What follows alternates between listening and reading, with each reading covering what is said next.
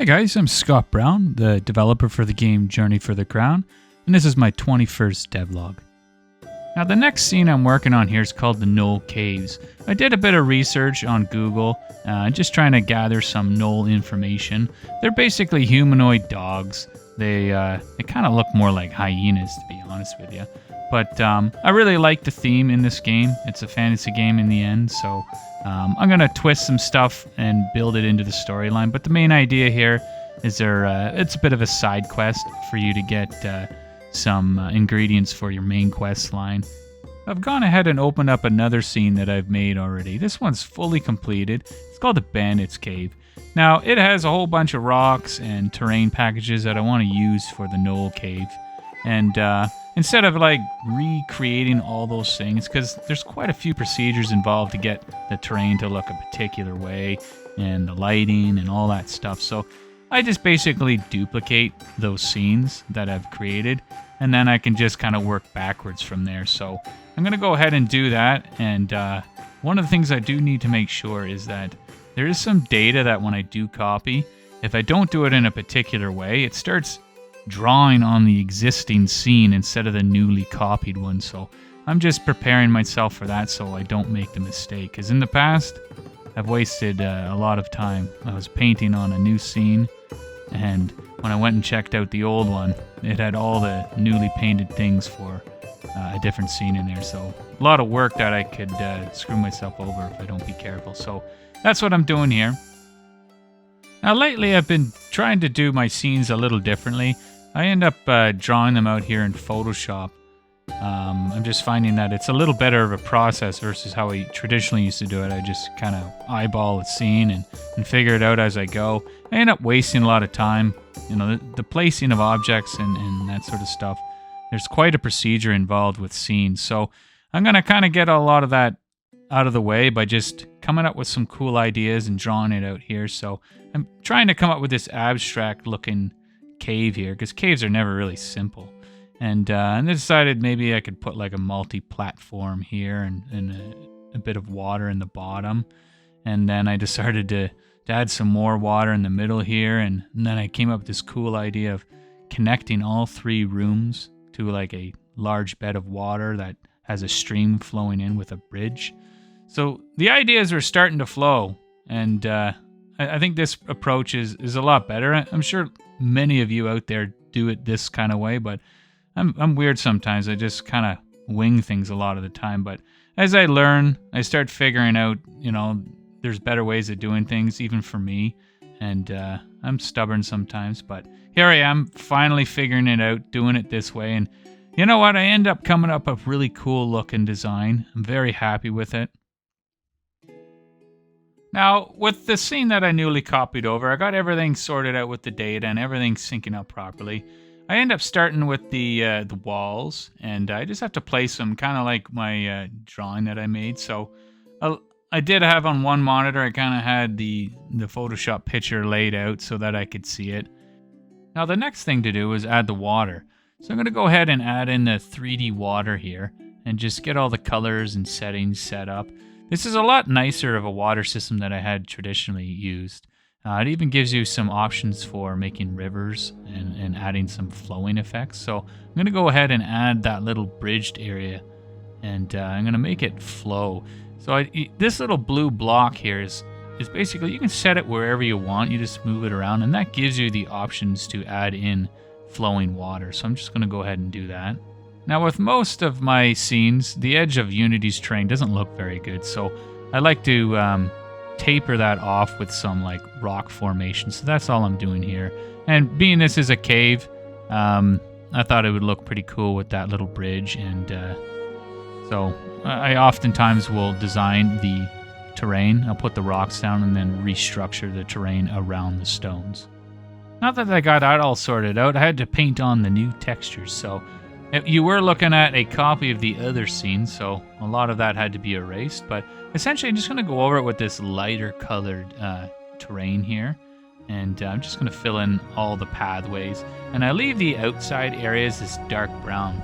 And that just helps hide it when you can't see it. The next thing I needed to do was make this cave look different than the bandit cave. So I'm just throwing some new assets together. This one's going to be a bed for the gnolls, and I just came up with this like square shaped thing, and I'm just grabbing an existing carpet. It's actually a fur carpet, and just deforming it around these pieces of wood so that it looks like a bed.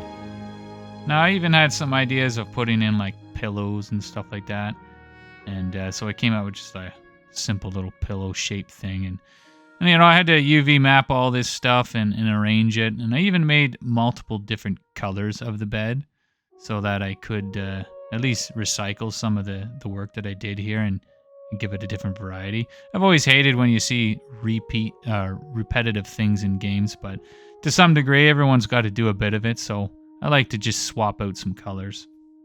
Now, using that same bed, I decided to make a double bunk bed, and I figured I'd make a separate object here, just like a rope ladder that I can kind of move around and at least break up some repetition that there might be if I use a couple of them side by side. Now, with any of these zones that I make, you always got to see what it looks like in play mode. It oftentimes differs quite a bit than what you see in the editor. So in order to do that, I need to get my characters saved inside the Gnoll cave, and right now they're outside. So I'm just going to set up this collider here, and this thing basically functions as a button. When you walk near the cave entrance here, you'll see a little button to push and enter. So I completed that, and now I'm zoned in, and I really do like the lighting. This is kind of why I copy scenes. I don't want to have to waste time trying to figure out how I did it the first time. I want to keep things consistent as well, so when you're inside a cave, you typically see lighting like this. Now, the reason why I made the Gnoll caves was to tie it to this dialogue here. Basically, what I've designed here is a new script that builds into some of the dialogue that I've created here, where I can position you in certain places based off of what happens in the dialogue. So right here, I made a dinner scene, and there's some new dialogue, and it actually like turns a bunch of stuff off, and then it positions you exactly where I want you to go, and I can set animation parameters and all that stuff. So essentially, it works dynamically with whoever you have in your team. I've got 8 chairs there. I really only needed 6, but basically, character 1 goes in 1 chair, and 2, 3, 4, respectively. And so I built that in there, and that was the whole reason why I designed the Gnoll caves. Was in order to get that dinner scene, you have to go and do something and find it in the Gnoll caves. Now, a lot of the time when I'm putting together pathing for these scenes, I run into like weird snags like this bridge here.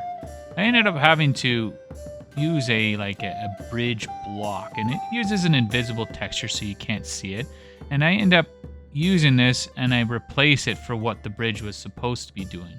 Because the bridge has planks, the small gaps in between it create these issues with the pathing system because it's reading the mesh and it's not just making guesses. So what I end up doing is I hide the bridge's mesh and I use this and replacing it. So that fixes the pathing issues that we saw. Now what I noticed with the new water was it wasn't showing up as nice as the old one in terms of the colors I had set up. So I just had to figure out some of the heights and that sort of stuff. So the water didn't just look like this pitch black mass. So I figured out some different textures that were painted beneath the water, and that's actually right on the terrain. And I started playing around with different heights and depths in the water here. So I'm just kind of going around in real time here too, just to see how it looks. I think I found the perfect height that I need. That's probably a little too deep, but I just bring it down like a few feet, and it seems to look really good. Now, I had a lot of scattered assets from the old scene, just like all over the place, so I'm just moving it all around. And a lot of these things I like to keep, like these groups of rocks. You can just copy and use them wherever you want, and just rotate them so that it doesn't look too repetitive. It's very hard to tell when I do it this way. Now, the fun part is one of the scripts that I made for outside, actually. I use this for placing like bushes and trees and that sort of stuff in a nice randomized way. I figured I might as well get some use out of it inside here with the pillars. So I'm just replacing all these like little spiky pillars inside here. And I'm actually mapping it to the white texture you see on the terrain. That way you don't have a bunch of unused assets in places you don't need it.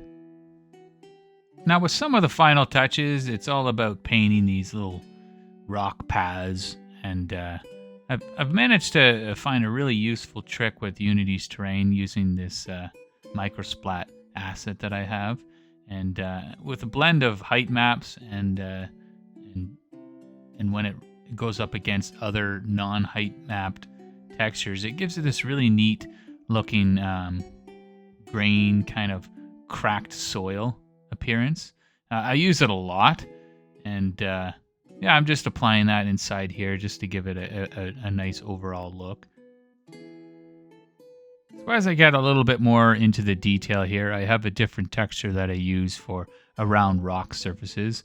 It uses a blending tool that's actually part of that microsplat package, and you attach this script to the rocks, and then it blends with the terrain that it sees below it. So what I end up doing is I use this particular texture around all the rocks, and it blends them really nicely, like you would see in a natural environment. Things started to move along. I was starting to think about all the different assets that I do have for like my goblin and orc areas, and I found some tents that would be useful, I think. I believe that gnolls would have the same kind of setup, you know, tents and that sort of stuff. So I'm going to go ahead and just place a bunch of these.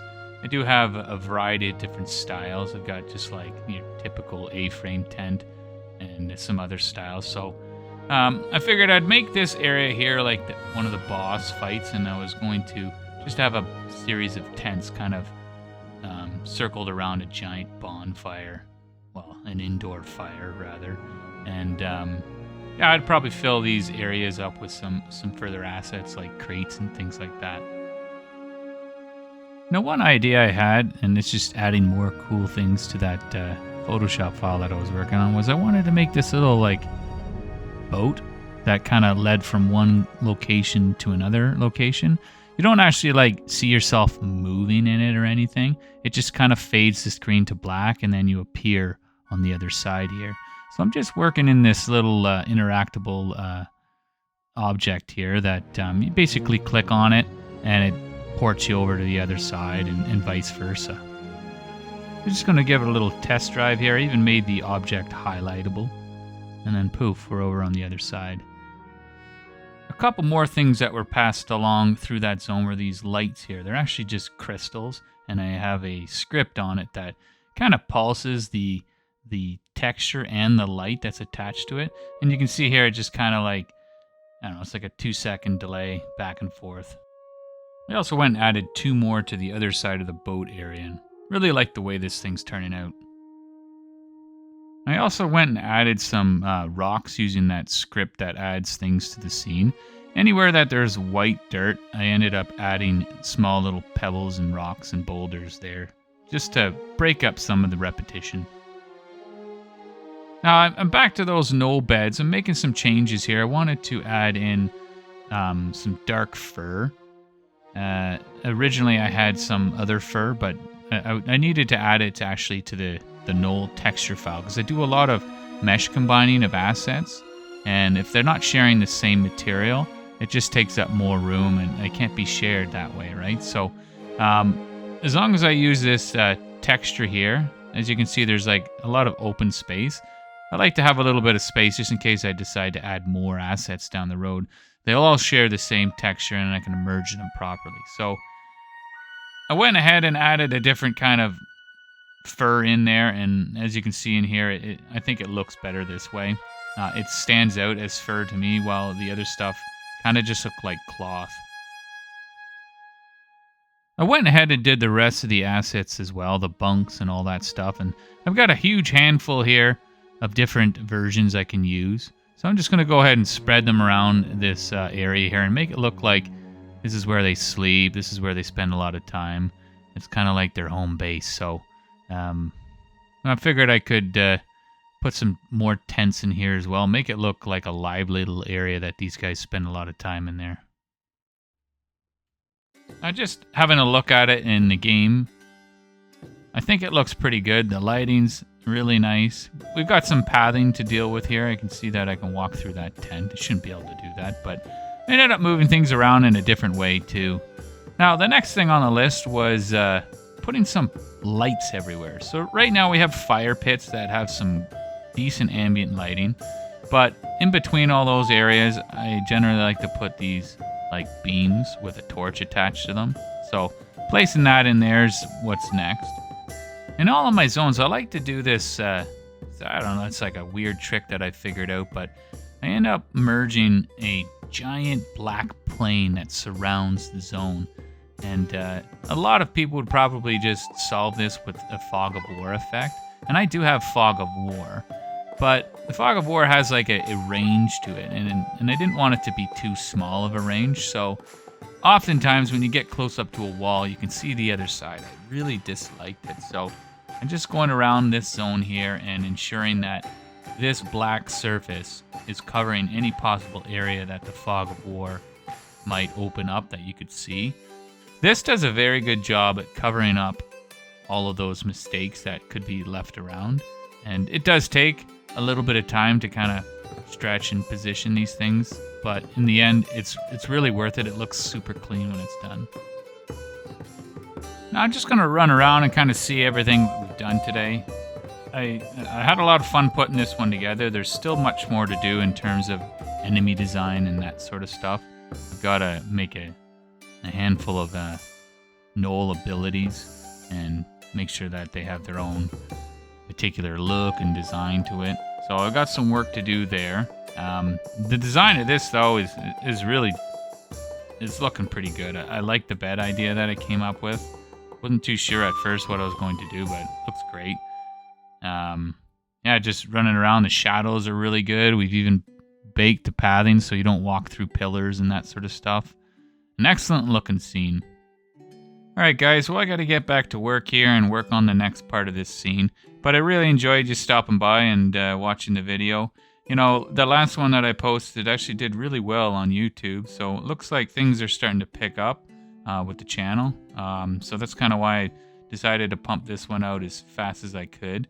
It did take a little bit of time, and it's actually a little longer than usual, but there's a lot more that I showed. I'm starting to record everything that I do on my computer. So I do have more footage than I used to. So I'm just trying to get a little bit of a rhythm going so that I can maybe boost this channel up a little bit. So it really means a lot that you guys, you know, you're here to watch and you know, support me along the way. I appreciate all the kind words and things like that. It means a lot to me.